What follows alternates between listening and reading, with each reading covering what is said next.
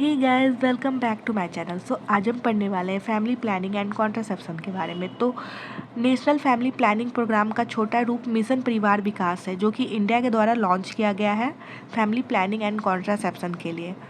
तो इंडिया का जो प्रोग्राम है वो मिशन परिवार विकास है, जो कि फैमिली प्लानिंग एंड कॉन्ट्रासेप्शन के लिए दिया गया है। तो इसके अकॉर्डिंग हम पूरे family planning and contraception method के बारे में देखेंगे।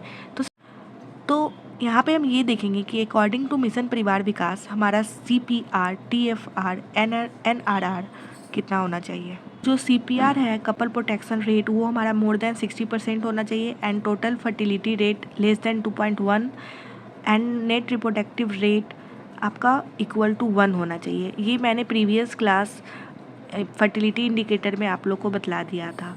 तो चलिए ठीक है, अब देखते हैं थोड़ा कुछ टर्म है जो हमें जानना ज़रूरी है आगे के टॉपिक को समझने के लिए। ठीक है, तो कपल एंड टारगेट कपल किसे बोलते हैं। तो एलिजिबल कपल जो होता है, female is in women of reproductive age group.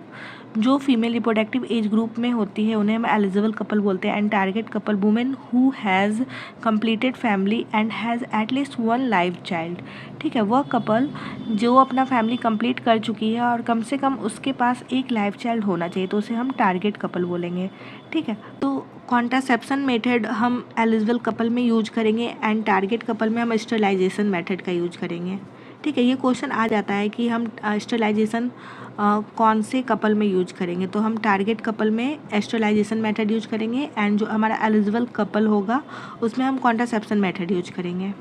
अब यहाँ पे हम देखने वाले हैं प्लान्ड फैमिली के बारे में कि कौन से फैमिली को हम प्लान्ड फैमिली बोलेंगे। ठीक है, तो इसके लिए 3 क्राइटेरिया है, यहाँ पे मैंने दिखा रखा है आपको। तो फर्स्ट क्राइटेरिया जो है आपका, first child is after 2 year of marriage, मतलब कि आपका पहला चाइल्ड जो है वो शादी के 2 साल बाद होना चाहिए। एंड सेकंड क्राइटेरिया है, second child is after 3 year of first child के 3 साल बाद आपका सेकेंड चाइल्ड होना चाहिए। And adopt sterilisation method after 2 child, means आपका 2 चाइल्ड हो चुका है, लाइव 2 चाइल्ड हो चुका है, तो आप स्टेलाइजेशन मेथड को अडॉप्ट कर लो। अगर आप ये 3 चीज़ को फॉलो करते हो तो आपका फैमिली है वो प्लान्ड फैमिली कहलाएगा। तो अब हम देखने वाले हैं फेल्यूर रेट। फेल्यूर रेट क्या होता है, how to assess failure rate of contraception. तो किसी भी कॉन्ट्रासेप्शन मेथड का हम फेल्यूर रेट कैसे असेस करेंगे। तो इसके लिए हमारे पास 2 टेबल है, 2 इंडेक्स है। फर्स्ट जो है वो लाइफ टेबल एनालिसिस, जो कि बेस्ट माना जाता है। एंड सेकंड जो है हमारा, सेकंड है पल्स इंडेक्स। पल्स इंडेक्स जो होता है मोस्ट कॉमनली यूज्ड इंडेक्स है। एंड इसका जो कैलकुलेशन फार्मूला होता है वो आपका होता है number of accidental pregnancy by total women year of exposure into 100। ठीक है, तो नीचे का जो जनरेटर है वो आपका ईयर्स में है। अगर हम इसे मंथ में अगर क्वेश्चन में दिया हुआ रहेगा तो यहाँ पे 100 की जगह आपको 1200 से मल्टीप्लाई करना होगा। ठीक है, यहाँ पे ईयर में दिया हुआ है फार्मूला में, इसलिए हम 100 से किए हैं। लेकिन अगर मान लीजिए कि क्वेश्चन में आपका मंथ में दे दिया, एग्जामिनर कुछ ज़्यादा इंटेलिजेंट है और वो जो टोटल वुमेन्स एक्सपोजर जो है वो मंथ में दिया हुआ है, मीन्स मान लीजिए 18 मंथ या 12th मंथ में दिया हुआ है, तो उस केस में आप यहाँ पे मंथ लिखोगे और यहाँ पे इंटू 100 की जगह आप 1200 लिखोगे, 1200 से मल्टीप्लाई करोगे, तो ये आपका पल्स इंडेक्स हो गया। तो जैसा कि हम लोग को पता है कि पल्स इंडेक्स जो होता है वो फेल्यूर रेट को शो करता है। तो अब हम कॉन्डम का फेल्यूर रेट देखेंगे। तो कॉन्डम का जो फेल्यूर रेट होता है वो 2 to 20 पर 100 वुमेन्स ईयर्स होता है। एंड IUD इंट्रायूटेराइन डिवाइस का जो फेल्यूर रेट होता है, पल्स इंडेक्स होता है, वो 0.7 to 1.5 पर 100 वुमेन्स ईयर होगा। एंड OCP आपका लेस देन 0.1% 1 पर 100 ईयर्स होगा। एंड इम्प्लांट्स का होगा लेस देन 0.05 पर 100 वुमेन्स ईयर होगा। जैसे कि आप देख रहे हो कि सबसे लोएस्ट फेल्यूर रेट होता है वो इम्प्लांट्स का होता है। लेकिन जो हमारा नेशनल फैमिली प्लानिंग प्रोग्राम है उसके अंदर जो हमारा कॉन्ट्रासेप्शन मेथड है उसमें कॉन्डम, IUD एंड OCP को ही रखा गया है, इम्प्लांट को नहीं रखा गया है। ठीक है, तो इम्प्लांट का यूज हम नहीं करते हैं नेशनल फैमिली प्लानिंग प्रोग्राम में। सिर्फ कॉन्डम, IUD एंड OCP का ही गवर्नमेंट के द्वारा दिया जाता है। ठीक है, एंड यहाँ पे OCP जो है वो लोएस्ट फेलवर रेट और मोर इफ़ेक्टिव शो करता है। ये क्वेश्चन है जो कि ये पल्स इंडेक्स निकाला गया है यहाँ पे। There more than 5 accidental pregnancy among 200 females who use a new injectable contraception for 18 month. देखिए यहाँ पे मंथ में दिया हुआ है, ठीक है।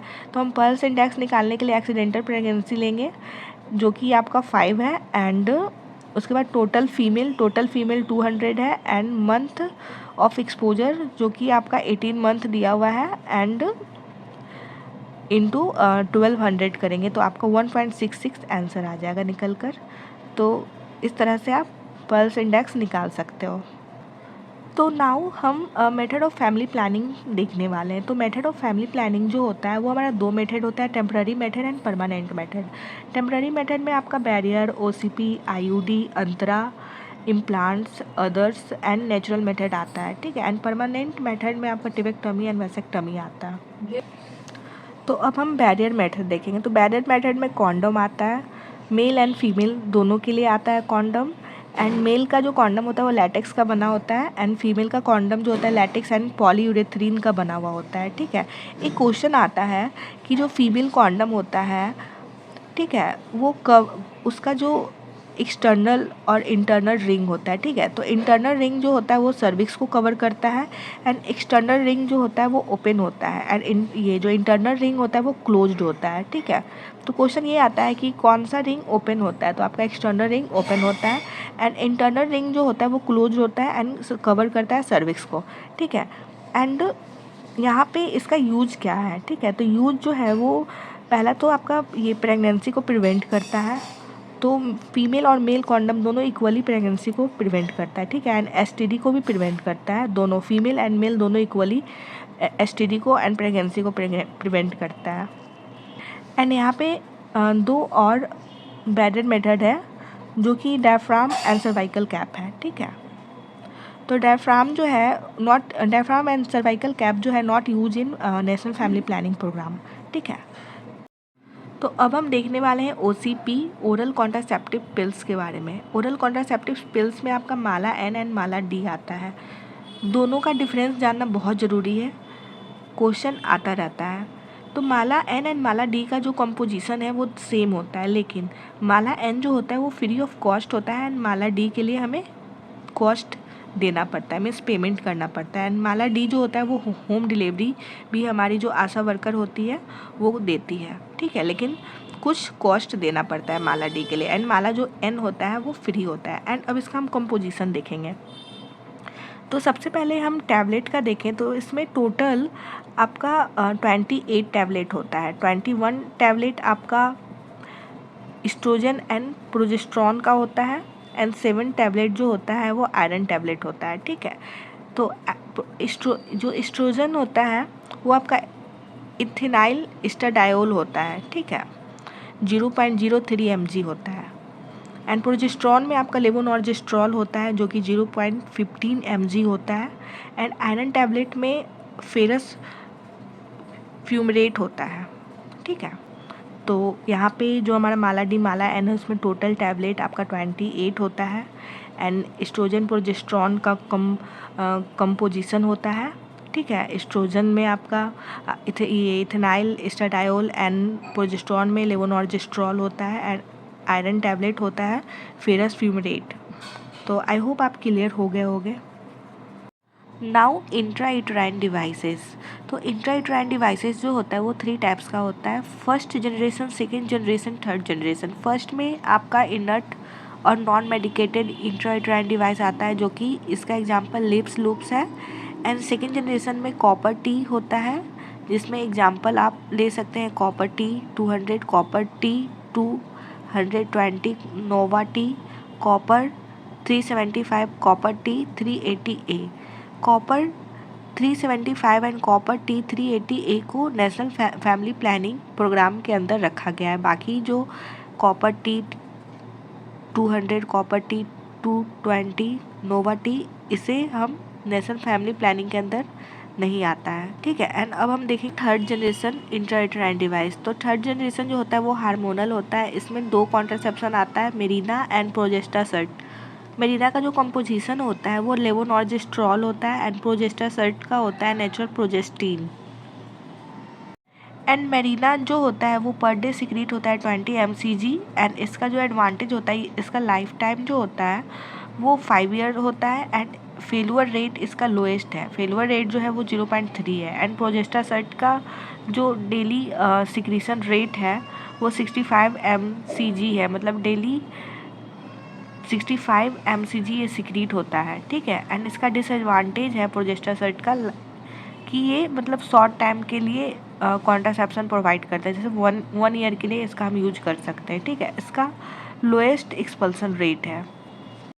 अब हम देखेंगे कॉपर T380A एंड कॉपर 375।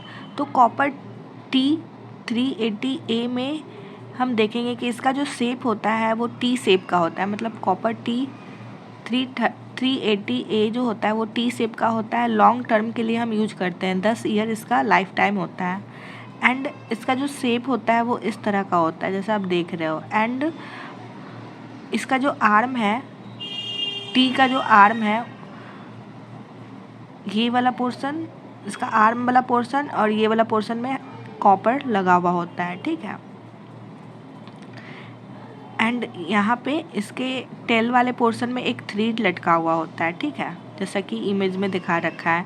इसका थ्रेड जो होता है वो मेड अप ऑफ पॉलीइथेलीन, मतलब पॉलीइथेलीन का इसका थ्रेड बना हुआ होता है जो कि वाइट कलर का होता है। एंड कॉपर T380A जो होता है वो आर्म होता है, 380 जो होता है वो सरफेस एरिया होता है जो कि mm² में होता है। एंड नाउ हम कॉपर 375 के बारे में देखेंगे। कॉपर 375 जो होता है वो इन्वर्टेड यू शेप का होता है एंड इसका जो आर्म होता है वो शॉर्ट होता है एंड इसका यूज हम लोग 5 ईयर के लिए करते हैं एंड ये मल्टी लोडेड डिवाइस होता है। एंड इसका जो आर्म होता है इसमें फिंगर लाइक प्रोजेक्शन होता है जैसा कि आप देख रहे हो। एंड इसका जो ये वाला पोर्शन है इसमें आपका कॉपर होता है, ठीक है। इसका जो स्टेम है, स्टेम वाला पोर्शन यहाँ पे कॉपर होता है जैसा कि मैंने यहाँ पे लिख रखा है। आप इस इमेज को अपने कॉपी में नोट डाउन कर लो। एंड यहाँ पे जो थ्रेड होता है, इसका जो थ्रेड होता है वो नैलून और नैलून का बना हुआ होता है जो कि ब्लू ग्रीन कलर का होता है। एंड यहाँ पे एक इम्पॉर्टेंट पॉइंट मैंने लिखा है जो कि नोट करके लिखा है, all copper devices contain barium except nova T contain silver core. Means जितनी भी कॉपर डिवाइसेस हैं वो बेरियम रखते हैं, मतलब बेरियम को कंटेन करते हैं, लेकिन नोवा टी जो होता है वो सिल्वर कोर कंटेन करता है, ठीक है। ये बहुत इंपॉर्टेंट पॉइंट है एमसीक्यू पर्पस से। मैंने जो भी अपने नोट्स में आप लोगों के साथ जो भी मैं डिस्कस कर रही हूँ अपना नोट्स, मेरे नोट्स का हर एक पॉइंट बहुत ज़्यादा इम्पॉर्टेंट है एमसीक्यू पर्पस से, क्योंकि ये जो नोट्स है मैंने 2-3 बुक के हेल्प से बनाया है। एंड एक और इम्पॉर्टेंट पॉइंट है जिसे मैंने नोट करके लिखा है, एक टॉपिक प्रेगनेंसी जो होता है वो only associated with hormonal IUD जो कि प्रोजेस्टासर्ट होता है, ठीक है। तो प्रोजेस्टासर्ट में हम एक टॉपिक प्रेगनेंसी देखने को मिल सकता है, ठीक है। एंड अब हम लोग मैकेनिज्म ऑफ एक्शन देखेंगे। MOAIUD means mechanism of action of IUD.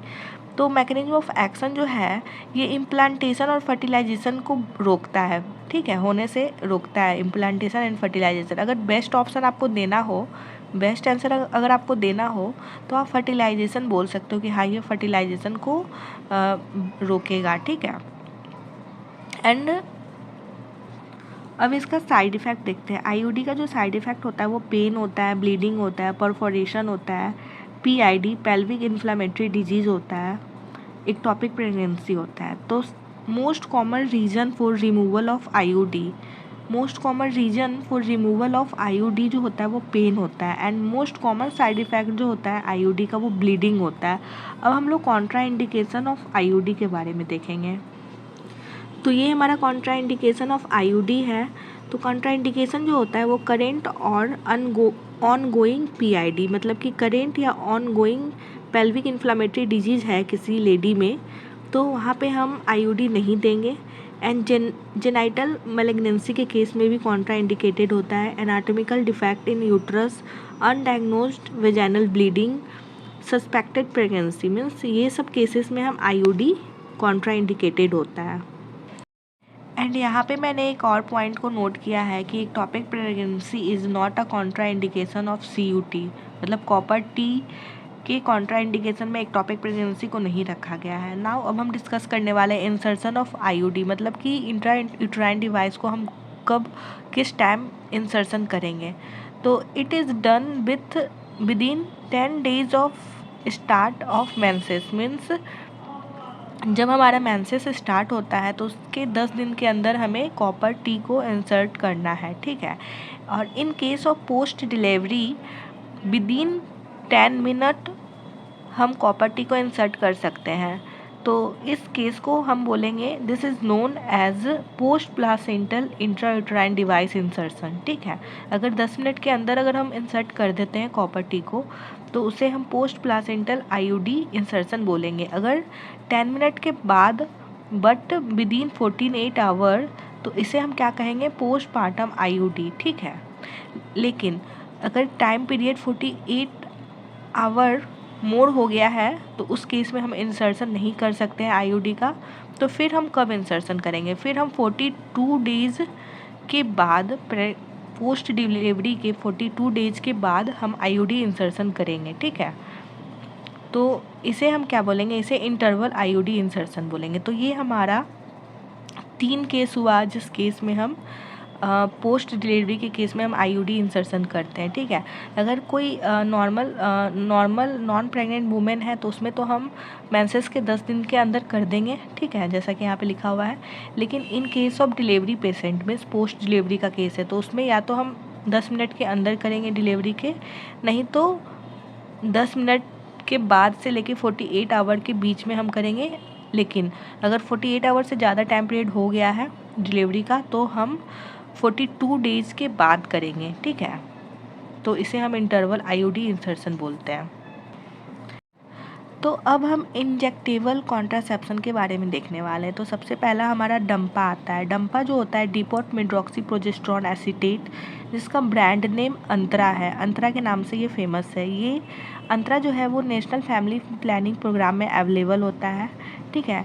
And Dampa जो होता है वो इंजेक्टेबल फॉर्म में होता है, जिसका डोज जो है वो 150 mg एंड 104 mg में आता है। तो 150 mg वाले को हम इंट्रामस्कुलरी देते हैं, मतलब IM के थ्रू देते हैं। एंड जो 104 mg का आता है उसे हम सबक्यूटेनियस देते हैं, ठीक है, सबक्यूटेनियस इंजेक्शन के थ्रू देते हैं। एंड इसका जो ड्यूरेशन है, इसका जो टाइम पीरियड है वो 3 मंथ है, मीन्स ये 3 मंथ तक कॉन्ट्रासेप्शन प्रोवाइड कराता है हमारे बॉडी को। तो अब एक क्वेश्चन ये आता है कि 3 मंथ, तो डंपा का जो टाइम ड्यूरेशन है कॉन्ट्रासेप्शन का हमारे बॉडी में वो 3 मंथ है।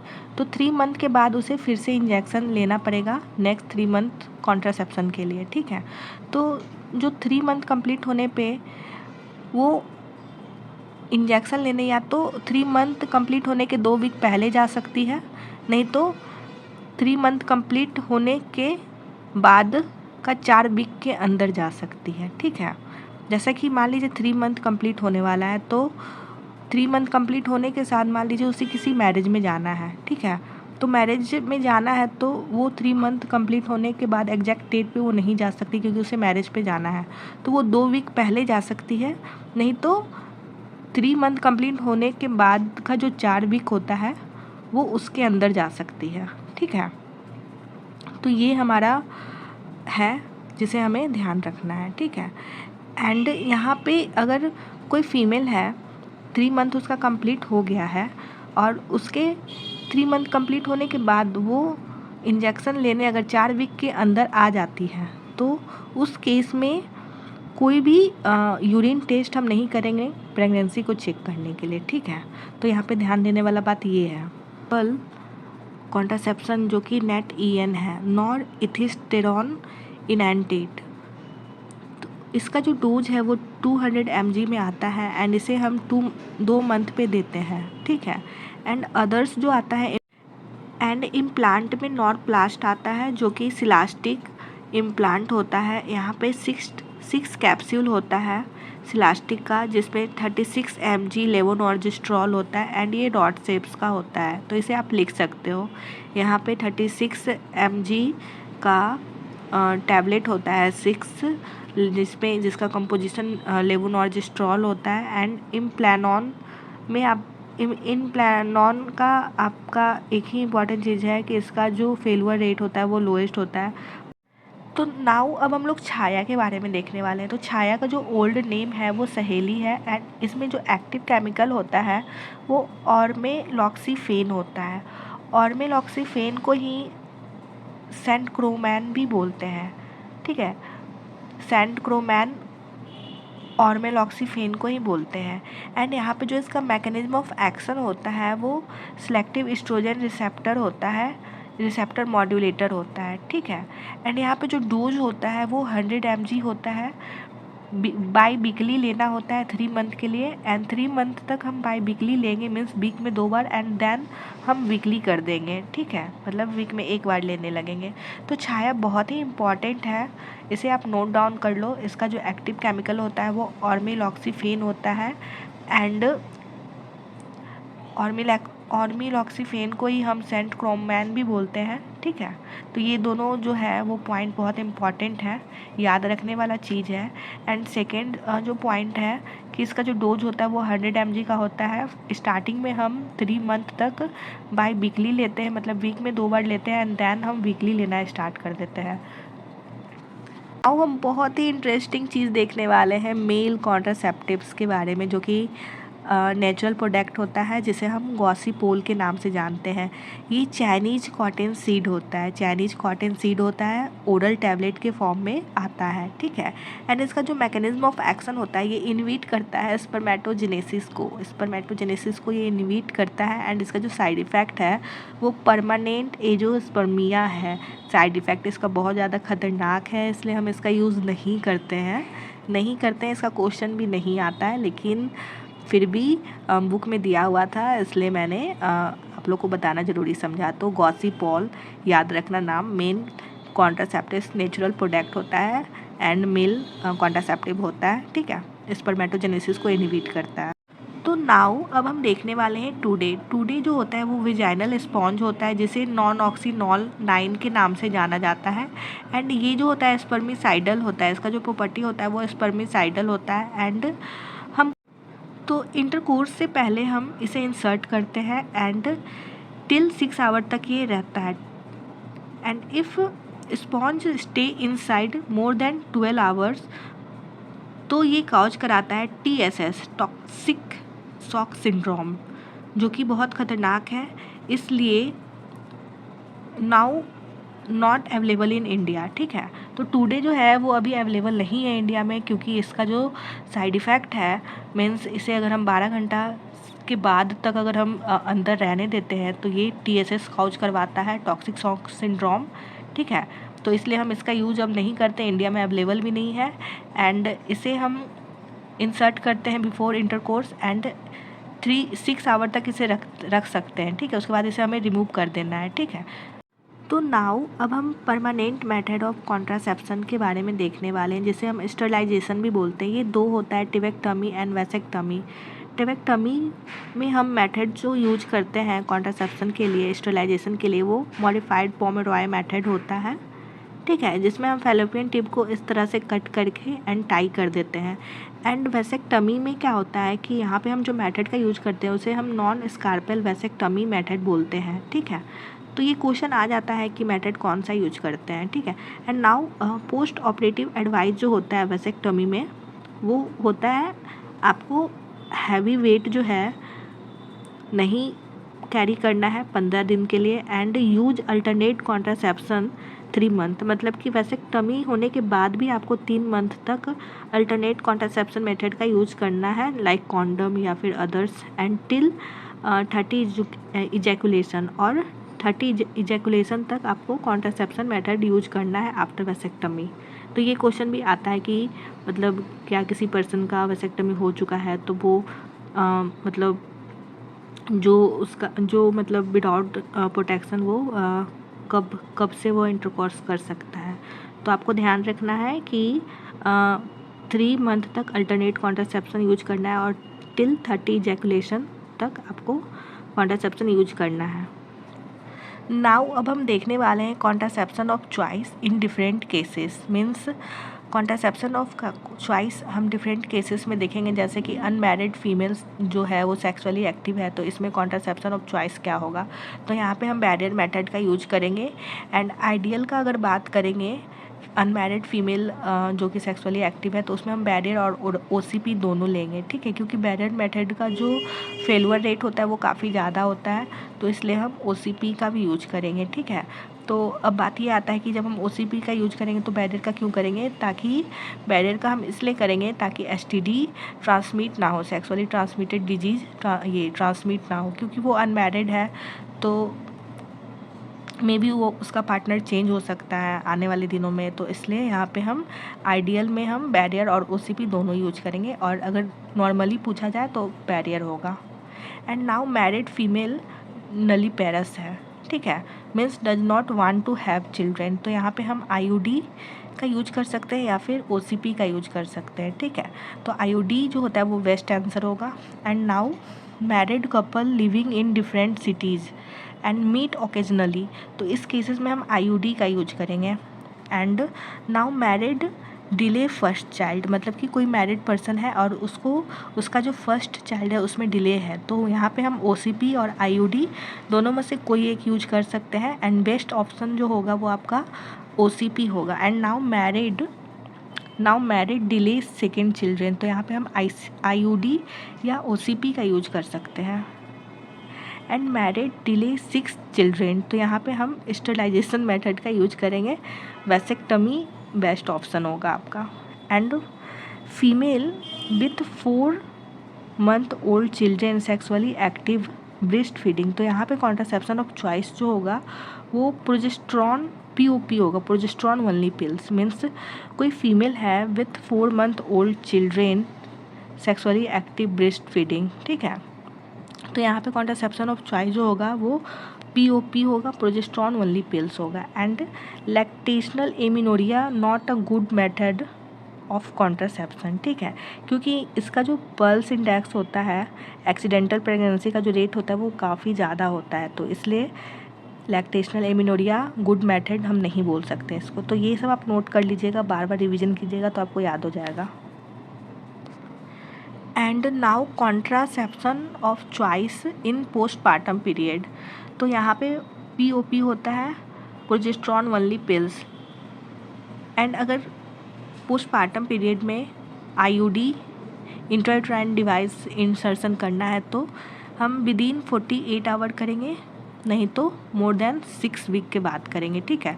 तो contraception of choice in postpartum period POP best option होगा, IUD भी हो सकता है। एंड OCP अगर कर रहे हैं, ओरल कॉन्ट्रासेप्टिव पिल्स दे रहे हैं पोस्टपार्टम में, तो ब्रेस्ट फीडिंग वुमेन्स में 6 मंथ के बाद देंगे एंड नॉन ब्रेस्ट फीडिंग में 3 मंथ के बाद देंगे, ठीक है, आफ्टर पोस्टपार्टम। एंड अंतरा अगर हम दे रहे हैं पोस्टपार्टम वुमेन्स को तो ब्रेस्ट फीडिंग है अगर वो करवा रही है तो 6 वीक के बाद हम उसको अंतरा इंजेक्ट करवाएंगे। And non breast feeding women है तो एनी टाइम डिलीवरी के किसी भी वक्त के बाद हम उसे अंतरा दे सकते हैं। एंड छाया टैबलेट जो है वो आफ्टर डिलीवरी हम किसी भी टाइम दे सकते हैं क्योंकि ये सेफ़ होता है लैक्टेशन के लिए। And postpartum contraception of choice जो होता है वो POP होता है, जिसे हम एनी टाइम किसी भी टाइम दे सकते हैं, प्रोजेस्टेरॉन ओनली पिल्स होता है POP का full form. During lactation and without lactation दोनों केसेस में हमारा जो कॉन्ट्रासेप्शन ऑफ चॉइस होता है पोस्टपार्टम पीरियड का वो POP होता है, प्रोजेस्टेरॉन ओनली पिल्स, याद रखिएगा।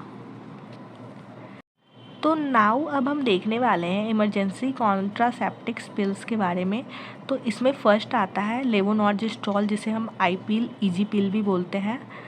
इसका जो डोज होता है वो 1.5 mg सिंगल टैबलेट होता है एंड इसे हम विदिन 72 आवर के अंदर लेना होता है। कब लेना होता है? जब हम अनप्रोटेक्टेड इंटरकॉर्स करते हैं तो।